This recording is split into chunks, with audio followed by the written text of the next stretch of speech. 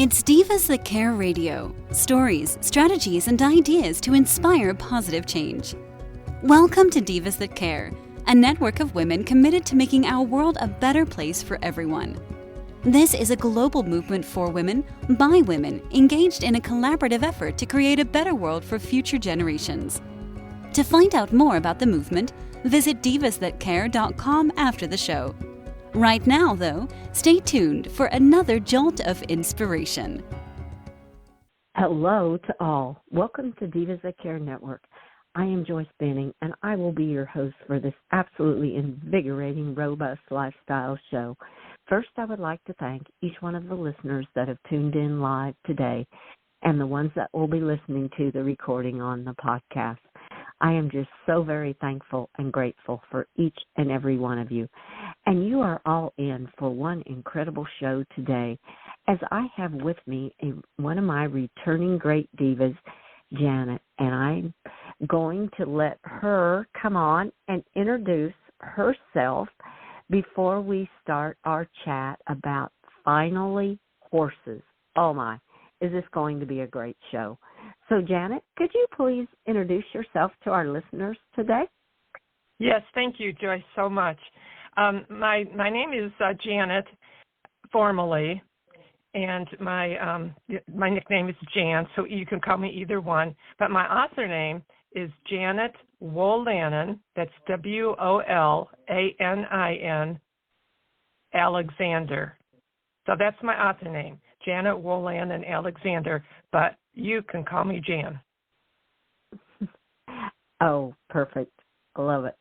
Well, as we're going in, I want to let the listeners know that you are an author of not just one book, but of numerous books.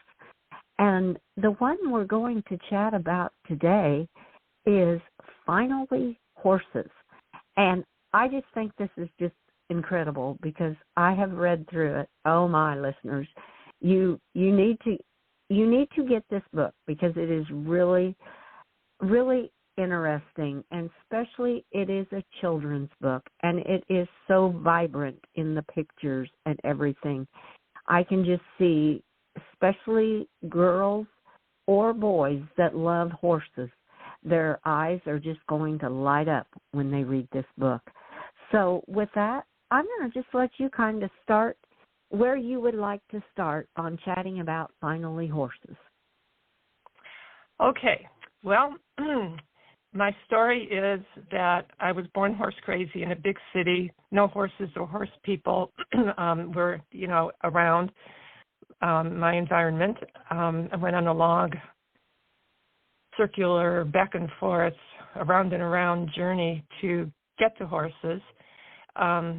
I never was inspired to write a book, but I was inspired from childhood to write down pieces of like horse experiences. I don't know why, but I just wrote them down. And then eventually they became into a pile. I was a teacher for 30 years. My colleagues went over my stories and helped edit them. I joined a writing group.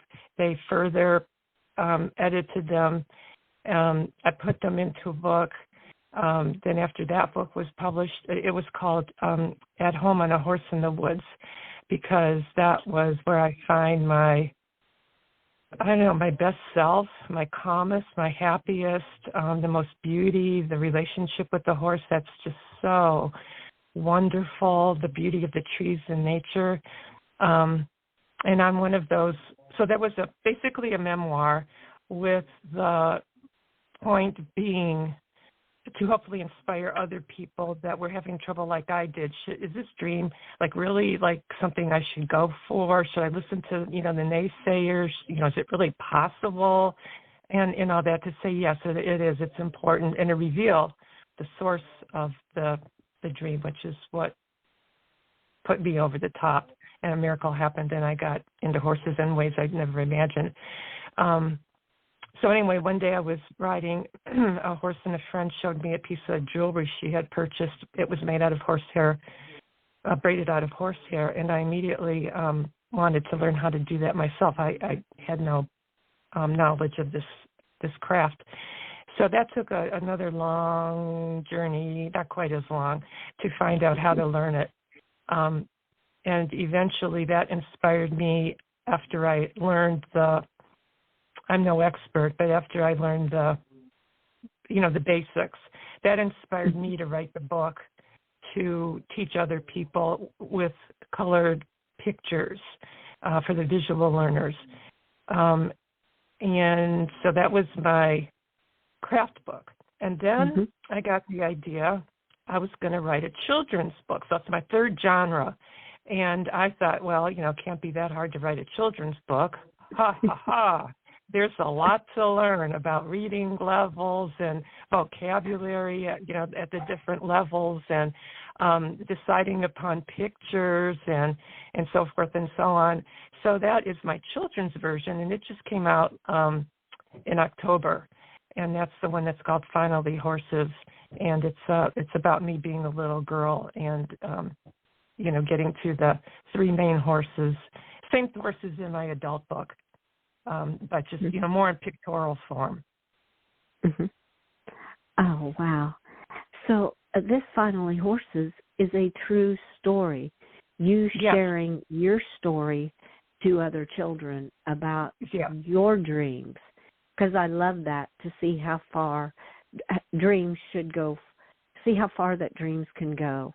And when you're out with your horse, seeing the beauty in nature, and how true this is. And what a beautiful way to experience nature is on the back of your horse, or just being with your horse, or however it may be. So, how awesome.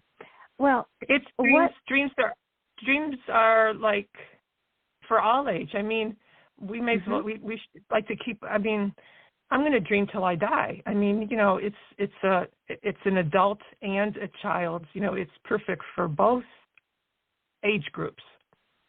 Oh, yes, definitely. And the Fianlly Horses was one of your dreams as a child, the way I understand. So that makes it even more touching, because it's coming from the heart, because it was your true story of how you continually dreamed about having a horse and the experiences you dealt with then as you were going through these stages. So, oh, wow. Well, what later on in life made you decide that you wanted to write a children's book? Because you said all at once you decided you wanted to do this. Was there a moment that you thought, I need to put a book together for the children? But what inspired you to do this? I just think I had two books under my belt. I had a friend, named Donna Cowan, who I hired as my coach. She can do everything in books, writing, ghostwriting, coaching. She has a series of children's books. She has a podcast series called The Writer's Parachute. She knows all the computer and promotion part, which I do not care for. I think that's really struggling, for an introvert, to be able to promote. So she's guided. She's held my hand through it, and so that support I had. By the time you write, first two books, you've developed a network of people, and so it felt doable. And as I said, children. I questioned my dream when I was growing up as an impossible one, but I still wanted it, and I tried to do it on my own, but I was unable. And I realized, some lessons along the way that I thought I would pass on to children and give them some support about their dreams. Oh, so you were basically sharing some insight from your own experiences on your dream of having a horse. Oh, that is beautiful. Oh, wow. Oh, well, do you want to share a little bit about the book? Maybe some catching points that you feel are in the book, some golden nuggets that you would like to share just to inspire our listeners to say, well, this is the perfect book, especially since we're coming up we're in the season of giving right now, which it should be all year round, but it especially is right now. So would you like to share some golden nuggets from the book to inspire the listeners? I think that what's powerful is that it's illustrated. And one of the people I had met before I wrote this book is an artist, illustrator named Leslie Bauman, Baumann, and her business is alizarin, Alizarin, and alizarin is a shade of red. Apparently, I learned that from her. She is, I think, a very talented author. She did a beautiful job on my second book, Braiding Horsehair Bracelets, Your Beginner's Guide. But she was the perfect person to illustrate my book. And she's so fun to work with because you can, we can work together on the development of the pictures, like what picture do you have in mind, what position, or what should they be wearing, or what kind of saddle should be on the horse. And, it was just so fun being part of that process. I can think of all those things, but I cannot render them on paper. And I just am in awe of illustrators that can tell a story in a picture. It's miraculous to me. So I'd like to be in their head sometime to see what that feels like. So that was really fun.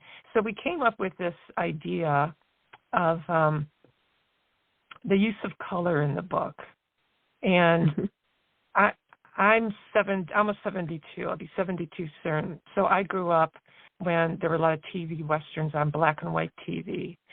So we kind of start out, the book cover is in color, but the cover is a little girl on her bicycle in color, riding her bicycle, as fast as she can on the sidewalk, pretending she lives out in the country, and she's galloping on her horse. So there's a shadow of a grown woman on a grown horse behind her. That's her dream vision. So in the book, we started out in black and white with the little girl in the dream stages, and gradually then it shifts to color. So that was kind of an experiment that we did to try to show you can bring your dream to life, to living color, polychrome.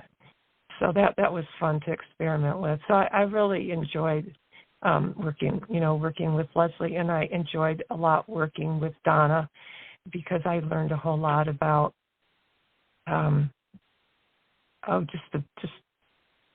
about presenting material to children and places to perhaps market it and contests.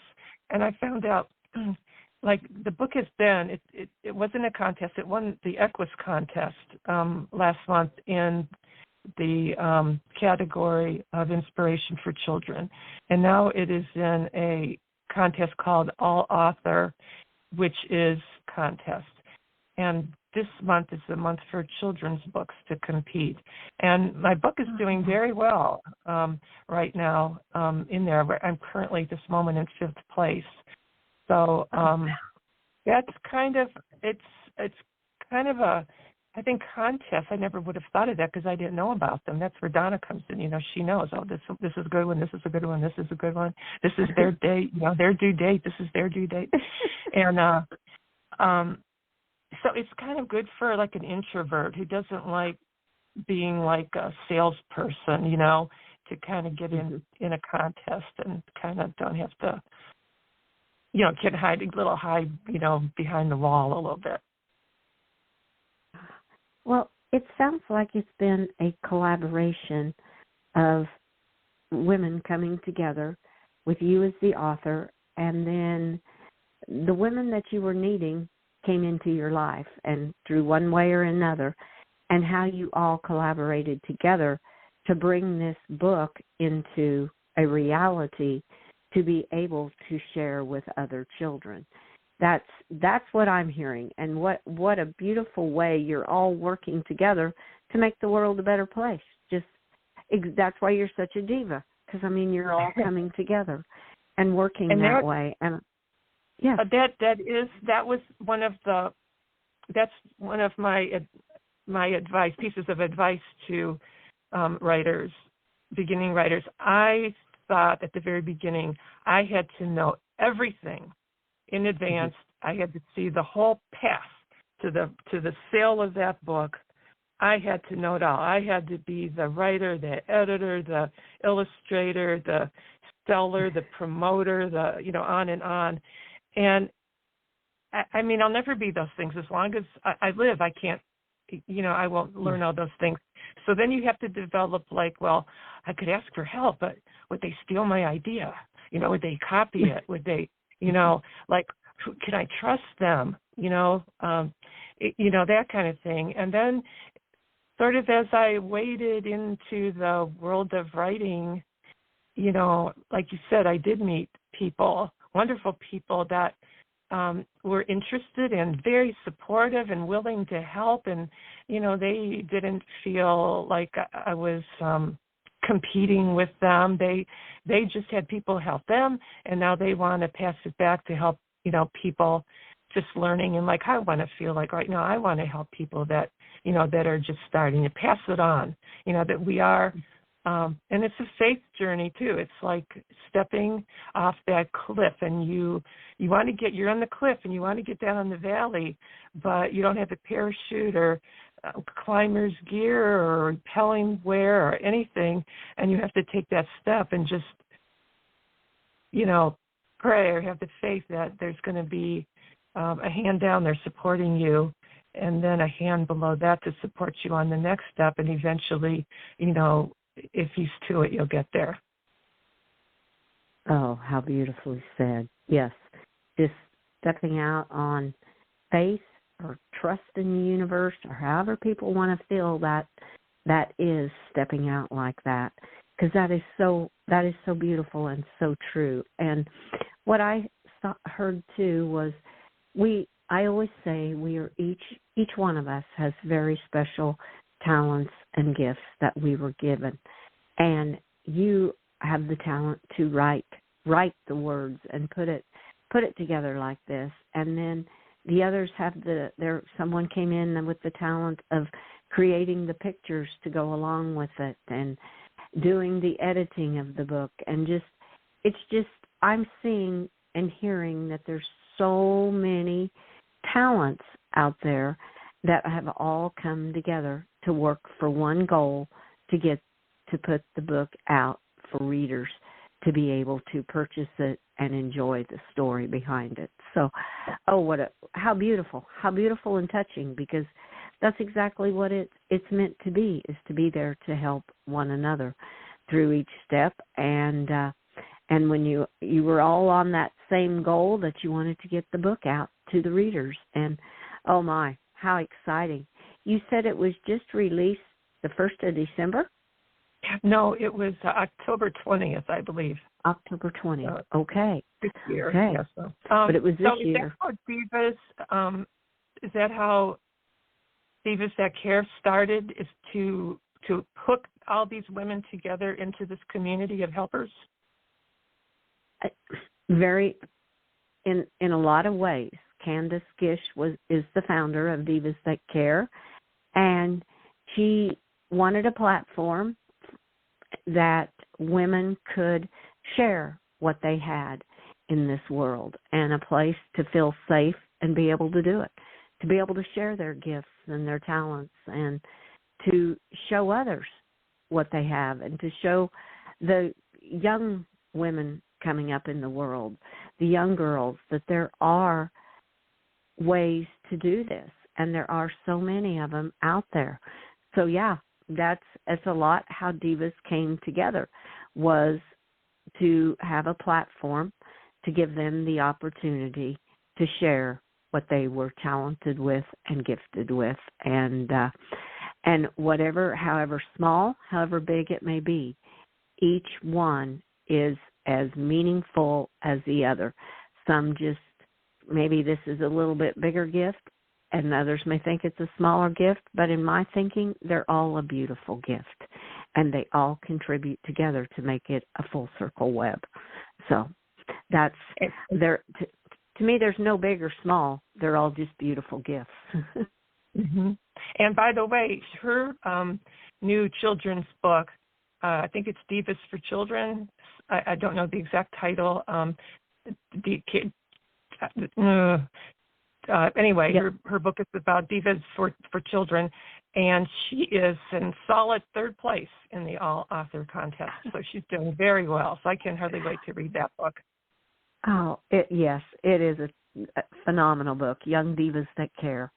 And yes, it is a very phenomenal book. And yeah, it is so exciting that you are in the running, and Divas That Care has a book in the running with Candace. And yeah, it is just so exciting. And that's what's so awesome is we all support one another and lift each other up and wish each other all the best. And we're there to help one another. And that's what I'm hearing in what you are saying, like with Divas That Care, with Candace, her book, and what you have experienced with everyone that helped you put together your books, and this, especially this children's book with all the beautiful illustrations, because that took a lot of coming together and connecting with each other, and the person that was doing the drawings, to me, had to really feel the words that you were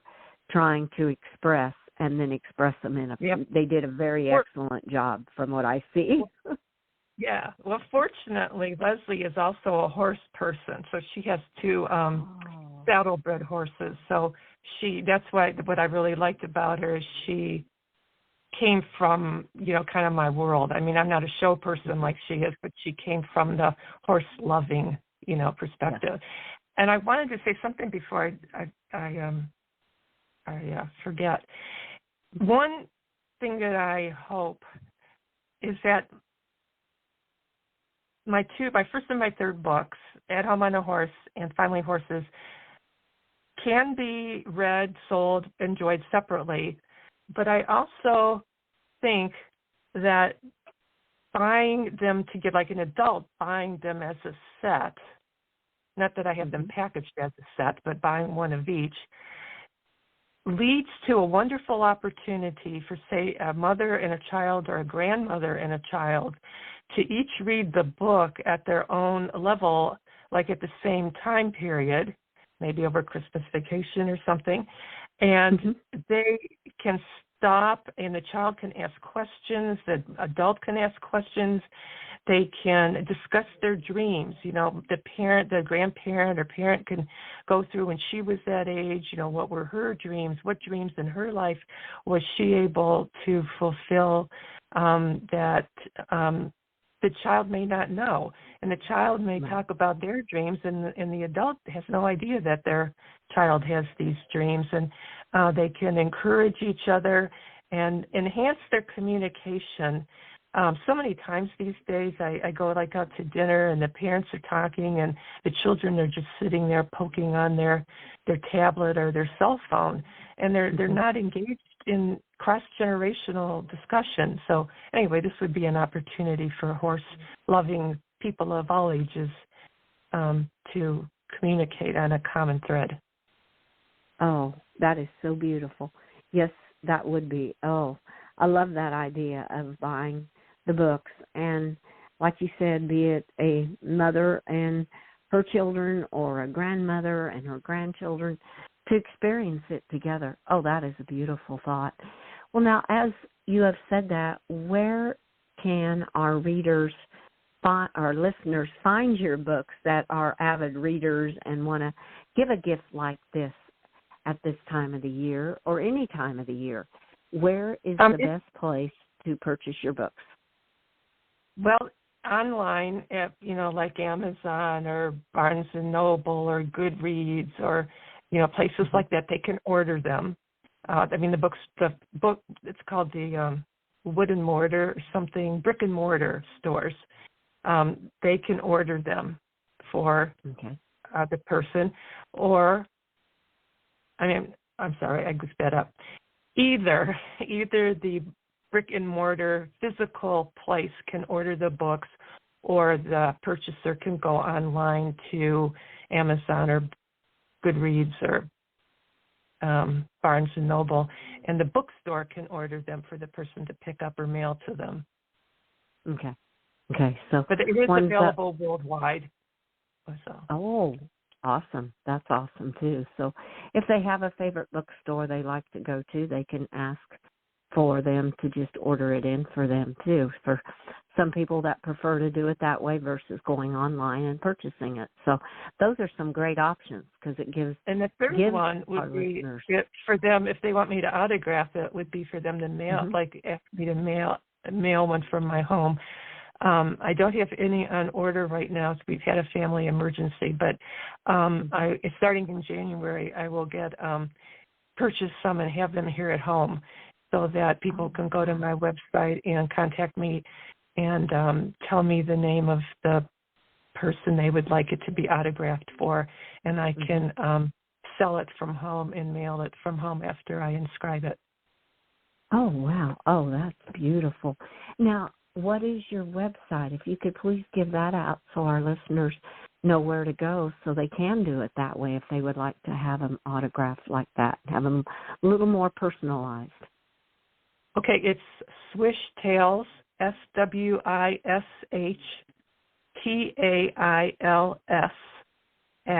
@AOL.com. Now, and I'm on other media as well. I don't have it in front of me, but I think I sent you a poster of all three of my books just a few minutes before the taping, and it has a link on it that has one site that you go to, and it tells you, all the different social media that it's advertised on, if that's of help. Okay. Now, the swishtails @AOL.com, that is your email address, correct? Oh, yes, I'm sorry. And swishtails.com is my website. Okay, well, that's easy enough. Swishtails.com for your website, or swishtails@AOL.com for email. That's okay. That's all right. It's kind of that time of the year, that's for sure.